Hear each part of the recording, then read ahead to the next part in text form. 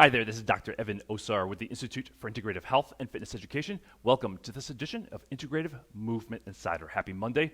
And today we're continuing our series on assessment in the virtual world, as well as you can use these assessments obviously in one-on-one sessions as well, and how to develop yourself as a corrective exercise specialist even when you're working with your clients in the online environment, which many of us are doing right now because many of us are still in lockdown or many of our clients are in quarantine and they're not coming back, and you need to and want to encourage them to stay active online. For example, these are the same strategies I use with my client Joel, who I'll talk to here in just a little while after this webinar, or I should say webinar, Facebook Live. We'll do an online Zoom session, and we've been working together 3 times a week during COVID. His wife was very instrumental. Oftentimes, you have to get the wife, the smarter of the two individuals to get on board and get their husbands on board, because like Joel has been able to dramatically improve his balance. And you heard me mention he's actually developed glutes. I actually was able to go over and do a live session with him the other day, and he's developed glutes in this 4 months of quarantine because he's barely left his house. He's only left his house twice, once to go on a car ride and then once to walk around his block. So twice in 4 months he's left his apartment. But even using these same strategies, he's been able to develop his glutes, and his wife is like, his legs are rock hard now, 84 years old. So that's really, really cool when you get those sort of testimonials, those unsolicited testimonials from your clients. So one of the issues that we will address, and I'll address the hip complex as I present these same concepts in this year's Ideal World Fitness Conference virtual online here in a couple weeks. I'm going to put the link next to this video along with our special code so you can save $25 on your enrollment, is to be able to conduct an online assessment process that actually helps you direct where you need to go with your clients. So last week we talked about, I think it was Saturday, we talked about assessing your client around their hip and glute complex, a very simple assessment, the standing hip rotation.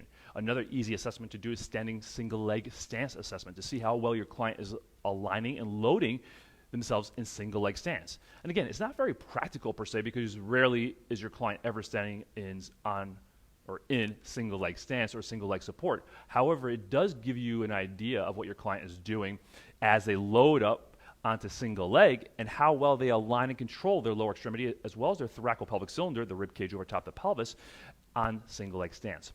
Now, one of the issues that many of our clients have is when they go into single leg stance, they don't control single leg stance very well. So I'm going to step back. My head may be cut off a little bit, but what happens is when they go onto single leg stance, you'll see their hip kick out like that. Now, if you've been following a lot of the popular protocols, corrective exercise protocols out there, when you see that pelvis, so this is my left side, which it is, and this is my right side, if you see the pelvis go that direction, we often learn, I learned this way back, 26 years ago when I was in chiropractic school and learning rehab techniques and going to all my continuing education seminars.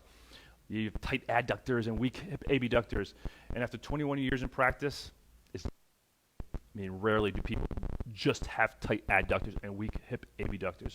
What they actually have is a non-optimal or suboptimal strategy for controlling single leg stance. So it's not just a muscle issue, an isolated muscle issue to the adductors and abductors, it's a global issue. Just like it's not weak glutes or tight psoas, it's a global issue in how they're aligning and controlling their thoracolpelvic cylinder as well as their lower extremity. But let me just turn our attention to adductors for sake of this post. So the adductor group sits in between, attaches from the front side and even the back side, the ischial tuberosity of the pelvis, and it runs down at a diagonal. So my left adductors run down this direction to insert into the thigh, and the gracilis, being one of the adductor muscle groups, goes and attaches below the knee. But let's stay with the adductor magnus, longus, and brevis. So brevis being the short one, longus being a little bit longer, obviously, and the adductor magnus also functions very similar to our hamstring. It's a very important muscle for hip extension. But what do these muscles really do in everyday function? Well, what they really do is when you're stepping onto single leg stance, so when you're walking and you step into single leg stance, it keeps your pelvis from excessively swaying this direction. And more importantly, when you start to progress this way, it keeps your pelvis from excessively swaying this direction. So to the side. So basically what it's doing is the adductor complex works with the glute complex to stabilize you when you're in single leg stance. Obviously it has a component to rotation as well. Now, what we see quite frequently in our clients is when our clients have a labral tear. So labral tear of the hip, that fibrocartilaginous rim that helps to deepen and hold the femoral head into the socket. The muscles actually hold it into the socket, but what it does is it creates a seal or a vacuum so the fluid, that synovial fluid, stays inside that femoral acetabular joint, and it almost works like a suction cup, similar to how a suction cup works on your shower wall. However, when you have a tear in the suction cup on your shower wall, the squeegee falls off the shower wall. And similarly, when you have a tear of the labrum, which is very common, we see labral tears and bony spurs, so early arthritic changes in 11 and 12-year-old dancers and gymnasts that come into our office. What happens is you lose the integrity of that suction cup effect, and now your muscles around the hip joint have to overcompensate and tighten to create more stability of that hip joint. One of those muscle groups that really get overactive are the adductor muscle group, and that's why so many of your clients will say, I got this pinching in my groin right here in the front, and I feel real tight through the inside of my thigh. That's generally will indicate that, number one, your client has FAI and or a labral tear, and number two, that they probably have increased activation of the adductor muscle group. So how do you assess the adductor muscle group? A very simple assessment you can do. And again, you'll easily see me do this, or I should say perform this, and see the results. So you just have your client lie down. So they'll lie down on their back, legs straight, knees straight, feet pointing up towards the ceiling. And the bench is kind of in my way, so let me slide over here just a little bit. So bring their hip into pure adduction without changing the other side. So on this side, I get about 40 to 45 degrees of adduction, or I should say hip abduction, moving the hip away from midline, which is about what you should get, somewhere around there. Now let me slide back this way and go this direction. So this side, much stiffer, more restricted. This is also my harder leg to stand on, and I also get a little bit of cramping on the outside of my hip here. So again, signs that something's not working optimally in my left hip. So we're going to do our 3-step corrective exercise process. The integrative movement system, which is phase 2 of the integrative movement system process, is the address phase, where you use your results from your assessments to direct your corrective exercise strategy. So for our clients, just say our client has a labral tear or femoral acetabular impingement, we may need to release their adductors. We love the Rolga for a variety of reasons. We talked about the Rolga before. I actually will put the link, or I should say, I think I've already put the link next to this video.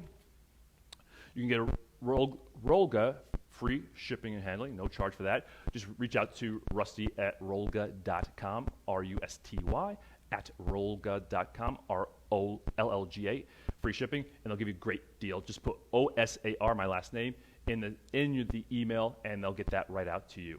So the reason why one of the reasons why we really fell in love with this roller is you can see like the different grooves. So you have zone 1 here, zone 2 here, 3 here, and 4 here. What we like is that we're able to release the adductors and not rub, or I should say roll, directly over the obturator nerve, which runs right down the center of your thigh here. And you do not ever want to be pushing on blood vessels, so the femoral nerve that's running down here as well as the obturator nerve.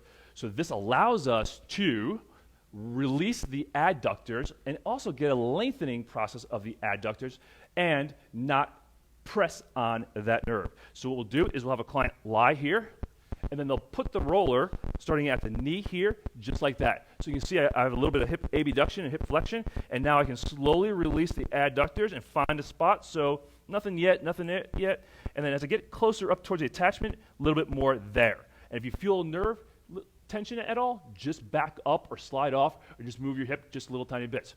So let me turn it this way just a little tiny bit so you can see what I'm doing from this side. So now I can just hold it and release and just breathe. I'm also trying to keep my spine in a nice good alignment, so I'm not, you notice that I'm not wriggling all over the place. I'm not, flailing like a fish out of water. I'm just holding and maintaining and allowing the roller to do its job. Remember, the roller is a tool. It's not a circus device. You see a lot of people doing some funny stuff with the Rolga. I love the Rolga. I do not advocate it for circus events. It makes for a lot of great social media posts, but not super effective for what you're trying to do when you're trying to develop yourself into a specialist.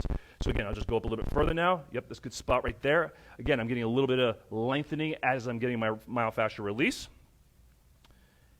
So that feels like it's releasing, no more tenderness. Awesome. Now I just want to get the TFL. So again, love this roller for this purpose too, because I can put the greater trochanter right in here so I'm not rubbing directly on bone, and then I can just lean forward a little bit to get the TFL. Also, So again, can lean forward on one of the zones to get a little bit more TFL, and I also get a little bit of lengthening here. So I'll go to the side here so you can see what I'm doing. So again, here as well. So again, nice long spine. We're always trying to maintain alignment and control best of our ability of the thoracolpelvic cylinder. So we're lengthening in the position that we ultimately want our client to be in. So that feels like it's releasing, really nice. Good. Now, you've done your release work. Now it's the second step of the integrative movement system corrective exercise strategy is now you have to use the length you just created. One of the things we like to do is we will use a supported bench sort of hip hinge pattern with this leg that I'm trying to lengthen the adductors on this side, my left side, on the bench. So here's how I'll set myself up and my client up. So what we'll do is align the head, neck, and thoracolpelvic cylinder, hands on the pelvis. I'm going to place my left side on the bench, bring my hip out here. I'm going to keep the pelvis level. I'm going to breathe in, and as I breathe out, I'm going to hinge. So that way, I'm getting a nice hinge motion here on my right side, but then I'm getting lengthening as I hinge on my left side. So that way, I'm working both sides. However, I'm getting the length I need on my left side. I'm using a functional pattern to create I should say, to train the fundamental movement pattern while I'm also creating lengthening in both flexion here, that hip hinge position, as well as extension here as I come back up. So from this side, again, I'd have my leg all the way on the bench, but just so you guys can see from this angle as well. So align that head and neck and thoracolpelvic cylinder, hands on the pelvis, and then it's a hinge, maintaining alignment of that thoracolpelvic cylinder, lengthening through the backside of my right hip and the adductors of my left hip. And again, up and then release, lengthening, keep that alignment of the thoracolpelvic cylinder. Great way to train a functional pattern with a little bit of a variety, as also to get that length that we need in our adductors. Now, you want to see, did you make the change you planned to make? So let's go back and recheck. So again, legs straight, feet straight up towards the ceiling, hip comes out to the side.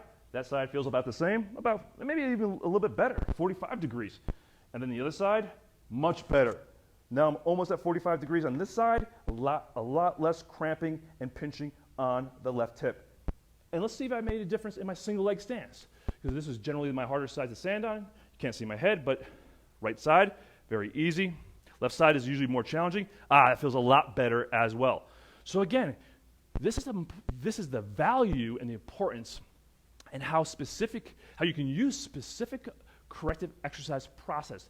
Remember, it's not about an exercise, it's about the process you take your client through. And the process is what will differentiate you from all the other fitness professionals that are out there that are just throwing exercises at your client for tight hips or weak hips or to tone their hips. You're going to help your client develop a process to help improve their strategy so that they can ultimately move better, feel better, and safely accomplish their health and fitness goals.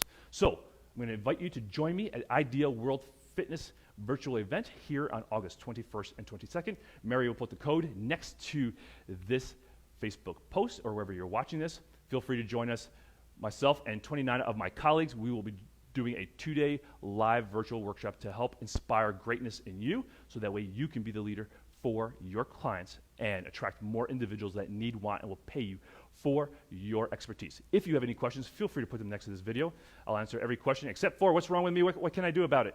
But if you have any questions about what we shared with you here in this video or other concepts around the hips and adductors, feel free to reach out and let me know. If you like this post, please like it. Give me a thumbs up. I see a couple of thumbs ups. Thank you guys for joining us. I really appreciate you being part of our community and really empowering your clients and being the leader for this industry. Make it a great day, and we'll see you later this week. Take care. This is Dr. Evan O.S.A.R. with the Institute for Integrative Health and Fitness Education.